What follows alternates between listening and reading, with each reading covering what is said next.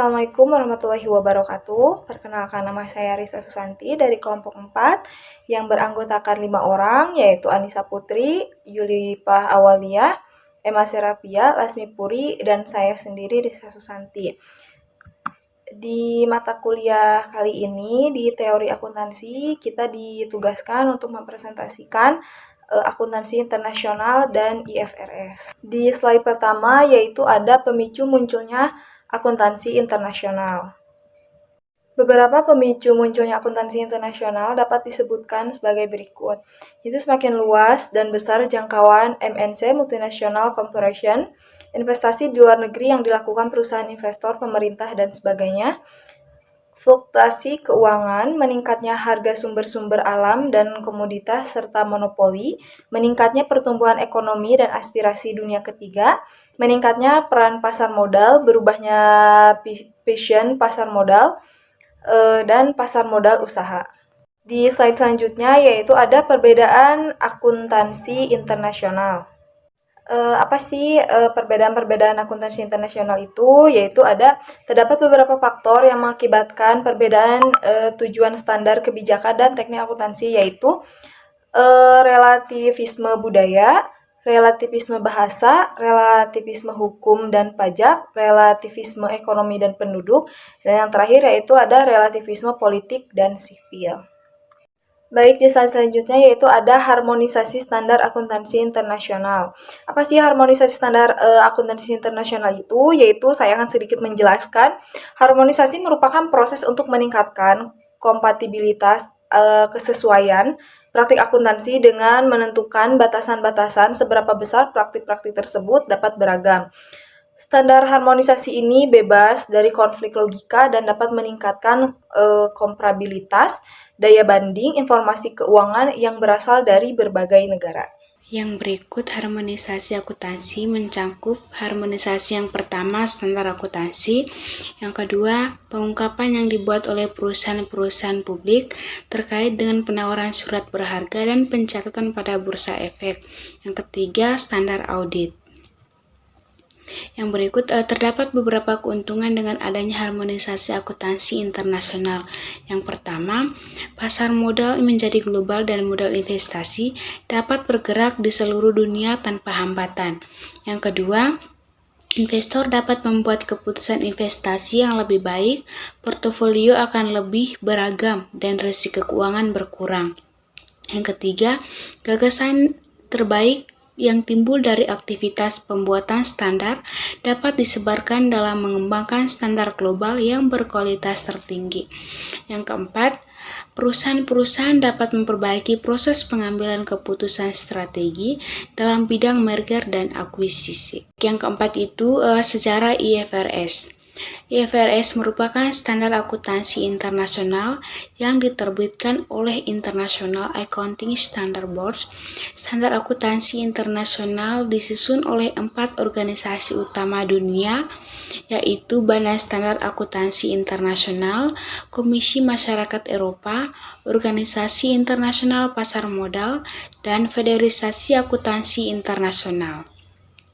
Berikut ini adalah tahun-tahun penting dalam sejarah IFRS. Baik, kemudian sejarah IFRS. Di sini ada 4 sejarah IFRS. Pertama, tahun 1966, sejarah internasional accounting standard dimulai pada tahun ini dengan pengajuan proposal pembentukan kelompok beranggotakan The Institute of Chartered Accountants of England, M. Wallace, American Institute of Chartered Public Accountants, dan Canadian Institute of Chartered Accountants. Proposal ini pada tahun 1967 disetujui dengan dibentuknya Accountant International Study Group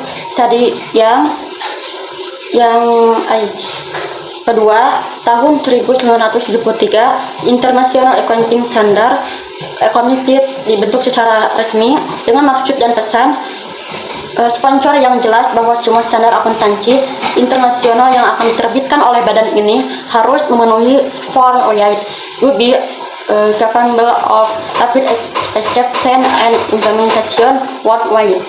Selanjutnya, yaitu yang ketiga, tahun 1997 dibentuk suatu badan interpretasi yang disebut dengan Standing Interpretation Committee yang memiliki tugas yang mempertimbangkan perdebatan atas isu yang timbul menyangkut suatu standar dan menyusun suatu panduan untuk menyelesaikan perdebatan tersebut.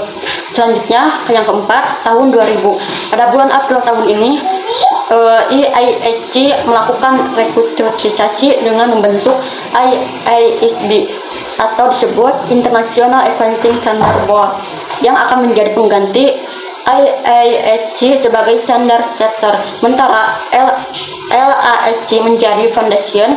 Pada saat ini juga diputuskan bahwa IISB akan melanjutkan pengembangan IIS yang telah diterbitkan sebelumnya dan memberi nama standar baru yang diterbitkan dengan nama IFRS atau disebut dengan International Financial Reporting Standard.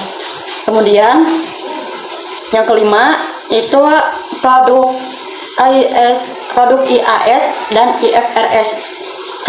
International Accounting Standard atau IAS. Standar internasional IAS adalah sepenuhnya compatible with US. Umumnya diterima prinsip-prinsip akuntansi. IAS menetapkan persyaratan tersebut untuk laporan keuangan sebagai bentuk, waktu perekaman, konten, dan lain-lain. Mereka yang ditujukan untuk menentukan dan menyelesaikan atau menyelaraskan undang-undang, ada sistem standar akuntansi dan prosedur laporan keuangan. Penerapan IAS dalam sistem akuntansi ini juga berguna untuk mencirikan kinerja perusahaan dalam bentuk yang lebih sederhana dan lebih realistis, membandingkan situasi keuangan perusahaan dengan situasi keuangan perusahaan asing. Pedoman untuk persiapan laporan keuangan berdasarkan IAS. Pedoman untuk persiapan laporan keuangan berdasarkan IAS. Yang pertama yaitu substansi atas bentuk, merupakan suatu kejadian transaksi mengungguli formalitas atau legalitasnya. Yang kedua yaitu keterbandingan, merupakan sebuah karakteristik dasar yang dapat meningkatkan kebermanfaatan laporan keuangan. Yang ketiga yaitu diligence, merupakan tahapan peninjauan secara seksama pada suatu perusahaan yang hendak dilibatkan dalam bisnis. Yang keempat yaitu kelengkapan informasi, adalah suatu kesatuan informasi yang menyeluruh dan mencakup berbagai hal yang terkait ada di dalamnya. Selanjutnya yaitu International Financial Reporting Standard atau IFRS. IFRS merupakan standar akuntansi internasional yang diterbitkan oleh International Accounting Standard Board atau IASB. Standar akuntansi internasional atau International Accounting Standard atau IAS disusun oleh 4 organisasi utama dunia, yaitu Badan Standar Akuntansi Internasional IASB, Komisi Masyarakat Eropa atau EC, Organisasi Internasional Pasar Modal IOSOC, dan Federasi Akuntansi Internasional atau IPAC. Badan Standar Akuntansi Internasional atau IASB yang dahulu bernama Komisi Standar Akuntansi Internasional atau ISG merupakan lembaga independen untuk menyusun standar akuntansi. Organisasi ini memiliki tujuan mengembangkan dan mendorong penggunaan standar akuntansi global yang berkualitas tinggi, dapat dipahami dan dapat diperbandingkan. Konvergensi IFRS dan PSAK, Baskerville 2010 mengungkapkan bahwa konvergensi dapat berarti harmonisasi atau standarisasi. Namun harmonisasi dalam konteks akuntansi dipandang sebagai suatu proses meningkatkan kesesuaian praktik akuntansi dengan menetapkan batas tingkat keberagaman. Jika dikaitkan dengan IFRS, maka konvergensi dapat diartikan sebagai proses penyesuaian standar akuntansi keuangan (SAK) terdapat IFRS. Konvergensi IFRS ke dalam PSAK akan berdampak besar bagi dunia usaha, terutama dari sisi pengambilan kebijakan perusahaan yang didasarkan kepada data-data akuntansi. Suatu perusahaan akan memiliki daya saing yang lebih besar ketika mengadopsi IFRS dalam laporan keuangannya. Dalam melakukan konvergensi IFRS terdapat 2 macam strategi adaptasi, yaitu Big Bang strategi dan gradual strategi.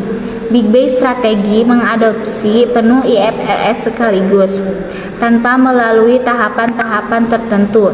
Strategi ini digunakan oleh negara-negara maju.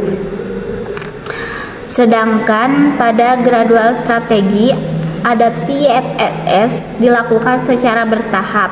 Strategi ini digunakan oleh negara-negara berkembang seperti Indonesia.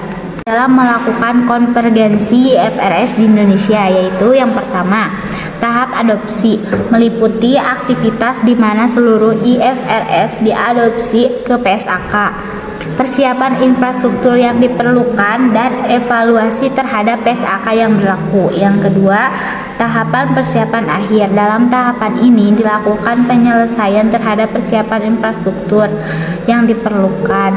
Dilakukan penerapan secara bertahap beberapa PSAK basis IFRS. Yang ketiga, tahap implementasi, berhubungan dengan aktivitas penerapan PSAK IFRS secara bertahap. Kemudian dilakukan evaluasi terhadap dampak penerapan PSAK secara komprehensif.